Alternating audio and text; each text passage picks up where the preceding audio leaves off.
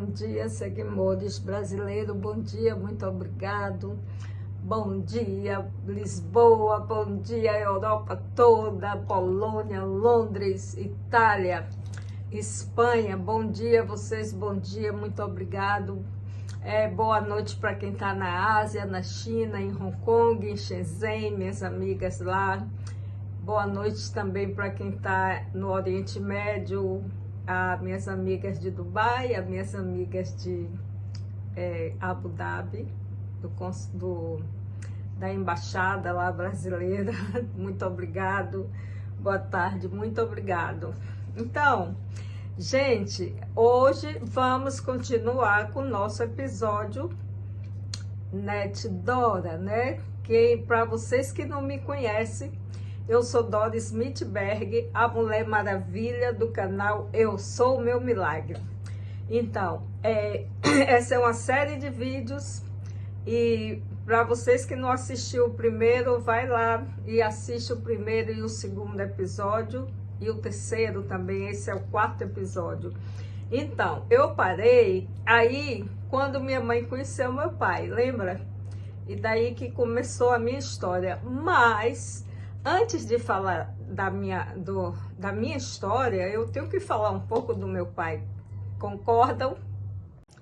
Então, o meu pai conheceu minha mãe. Meu pai trabalhava na docas no Porto de Salvador. Não sei exatamente o que ele fazia. Devia ser um trabalho bem ruim, porque ganhava tão pouco, né? Pelo que eu lembro. Eu era pequena quando ele se aposentou. Eu ainda era muito menina, talvez 10 anos, não sei. Então, ele conheceu a minha mãe e minha mãe pensou até que ele tinha posses. Realmente ele teve padaria, teve granja, teve algumas coisinhas. Tinha uma casa própria e acho que ele tinha duas. Uma ficou com a primeira esposa que separou. E aí ele tinha outra que ele alugou. E aí, quando conheceu minha mãe foi morar com ele, pensando que ele era mesmo, né? Assim, aquela coisa, porque minha mãe conheceu ele de terno e gravata, parecia homem de negócios. Meu pai era assim mesmo, gente, desse jeito. E logo ela, não sei se foi, ela se apaixonou. Eu acho que foi mais que ela precisava ter um homem do lado, né? Que hoje em dia mulher nenhuma precisa de homem para ser feliz, para ser... É claro, é bom você ter um companheiro, mas uma mulher não precisa de um homem para viver, porque hoje nós vivemos na era da independência feminina, graças a Deus, né? E aí, logo nos primeiros dias... Minha mãe tinha o filhinho dela pequeno, né, do marido louco, e ele se apaixonou pelo menino, que era o meu irmão Torinho, Floresberto, conhecido por Torinho. E aí, ele era muito carinhoso com esse meu irmão e com outro irmão menor também, que era Chico. Então, como eu falei antes, mas parece até que eu não expliquei bem. Eu tenho 5 irmãos homens e 5 irmãs mulheres. E comigo seríamos 11. É isso. Então, eu tinha 4 irmãos homens mais velhos do que eu. E um irmão homem menor do que eu, mais jovem, que é o meu irmão caçula. E mais 2 irmãs mais velhas e 4 irmãs mais jovens. 3 irmãs mais jovens. E aí, né, ela foi morar com ele, nos primeiros meses, 2 meses foi bem. E acho que quando ela estava grávida, nos primeiros meses foi tudo bom. Mas quando ela engravidou de mim, ela começou a ver a mudança dele, que foi bastante. E nessa mudança viu que ele bebia, ele ficava violento, ele agredia ela e foi aí que começou o inferno da minha mãe. Com 3 meses que ela estava grávida de mim, ela saiu de casa porque ele estava agredindo ela, saiu correndo e ele deu uma pedrada na minha mãe com 3 meses de grávida. E ela caiu com muito sangue, foi levada ao hospital. E depois, coitadinha, não tinha para onde voltar. Voltou para casa, né? Voltou, aí como sempre, aquela promessa de não fazer mais e a gravidez dela toda foi isso, de violência. Eu nasci nessa situação de violência. Meu pai bebia muito, muito, era realmente doente. Alcoolismo, gente, é doença. Hoje eu sei, antes eu não sabia. E ele bebia, mas ele, depois que se aposentou, passou a beber mais, porque aí ele tinha tempo de sobra. Depois que ele aposentou, ele não fazia mais nada, era só todo dia ler o jornal, escutar a notícia do rádio, ir para a rua jogar dominó com os outros velhos, né? E jogava dominó o dia todo e bebia o dia todo e voltava para casa bêbado. Ele era muito magro, porque ele quase não comia, ele passava o dia todo na rua. E quando voltava bêbado. Eu lembro, assim, perfeitamente, que uma noite ele chegou, minha mãe não estava em casa, era noitinha ainda, a gente dormia muito cedo em Salvador. Dava 6h30, já estava todo mundo agasalhado para dormir, era só escurecer, já era hora mesmo de ir para a cama. Também a gente acordava muito cedo, 5 da manhã, para ir buscar água, né? E tinha que encher aqueles tonéis. Minha mãe lavava roupa para famílias que moravam na cidade, então precisava muita água. E aí a gente tinha que acordar cedo. E meu pai não fazia nada. Todas as coisas que quebrava em casa era minha mãe que consertava, ou meu irmão mais velho, e por aí foi. Ele só vinha em casa para comer e para brigar. Era desse jeito. Nas poucas vezes que eu lembro que ele estava sã, ele era um homem até bom. Eu achava, sabe, eu tenho essa memória dele ser um homem bom, sempre gostava de ajudar os vizinhos, a gente não tinha nem pra gente, mas ele tirava da gente para dar, se alguém chegasse pedindo, ele dava, né? Tinha um irmão dele que não tinha aposentadoria e todo mês, quando meu pai recebia dinheiro, esse irmão aparecia para queixar. E aí lá vai nossas compras, dava metade para esse irmão. Era assim essa vida. E ele sempre bebendo, coitado. Eu não sei se ele bebia só pelo vício ou se era para esquecer a tristeza, né? Esquecer a vida dura, a vida de pobre.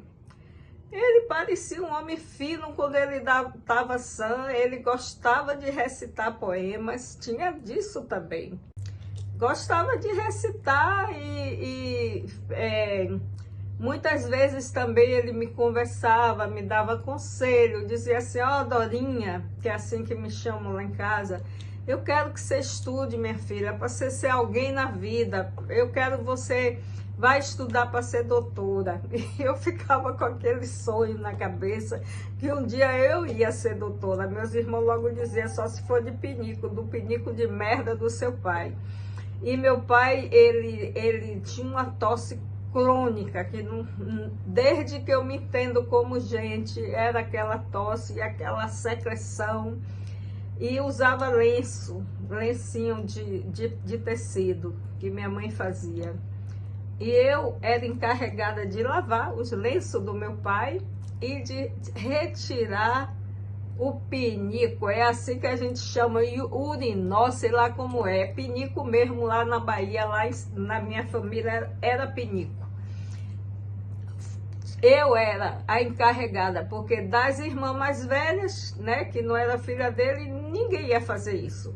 Então eu era mais velha dele, já com 4 anos, 5 anos, eu ia pegar aquele pinico fedorento, meu Deus, que nojo, e lá embaixo no quintal, na fosse, para jogar lá aquela coisa. E era isso. Ai, Nossa Senhora, era a parte bem difícil, essa parte de fazer essas mudanças, de fazer essas limpezas lá, né?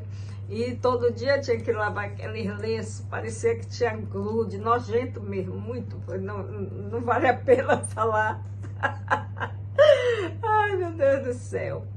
E aí, por aí foi essa vida do meu pai, e ele não ficava doente, nunca, apesar da cachaça toda que tomava, não adoecia.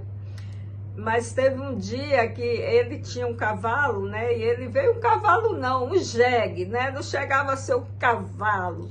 E ele veio nesse burro, nesse jegue aí, onde a gente morava, tinha assim um paredão, e nossa casa era embaixo, né? Descia uma rampinha.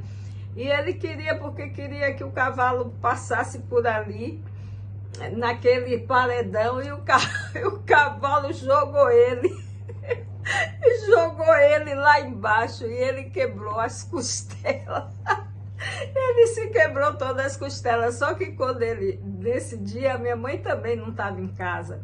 Porque ela ia para esse frigorífico lá, ela andava como 10 quilômetros para chegar nesse frigorífico. 5 para ir, 5 para voltar ou até mais.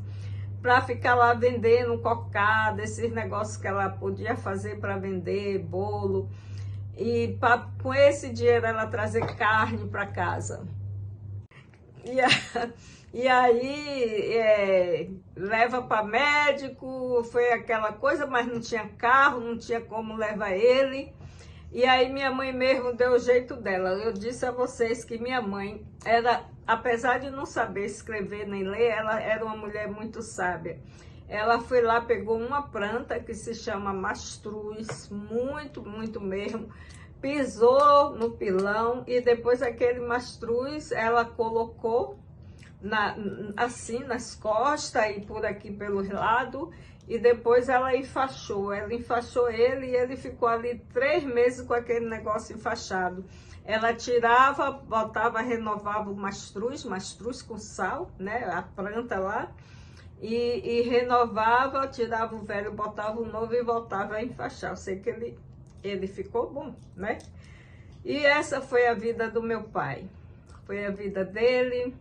Ele gostava de andar todo arrumado, era um bêbado intelectualizado, porque gostava de dar discurso, que era uma coisa. E sempre que tinha um enterro, ele botava um terno preto, se tinha um casamento era um terno azul ou outro marrom, não sei onde ele achava dinheiro para fazer esses ternos. E tinha um branco, eu me lembro também, que quando eu me casei, ele me levou no altar com aquele terno branco. Eu tenho foto, depois eu vou arranjar foto para colocar aqui nos vídeos, né? Quando eu me casei a primeira vez, ele estava de branco.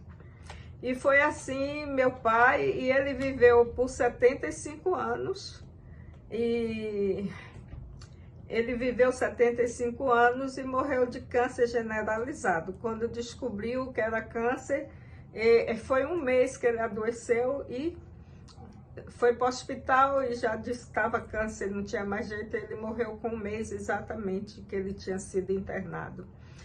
E aí foi quando a nossa vida passou a ter um pouco de paz, né? A ter um pouco de paz. Mas antes dele morrer, eu já estava casada. E como avô, ele era muito bom avô. Cuidava dos meninos, pegava mesmo ele bêbado, agarrava os meninos, beijava, levava para venda, enchia de doce quando eu estava lá na casa dele. Era assim. Então foi com 75 anos ele morreu, e daí minha mãe teve um pouco de paz na vida, mas já estava, coitada, doente do coração, da pressão, do fígado, um monte de doença, de tanto sofrimento, né? O que a pessoa não consegue extravasar, o corpo sente, e ela ficou com várias doenças por causa de tanto sofrimento na vida. E daí vou contar minha história agora no próximo episódio, gente. Olha, muito obrigado. E esteja aqui, compartilhe esse vídeo, porque agora a história vai ser uma história bem assim, enorme, de superação, com muita superação. Seguimores, amo vocês.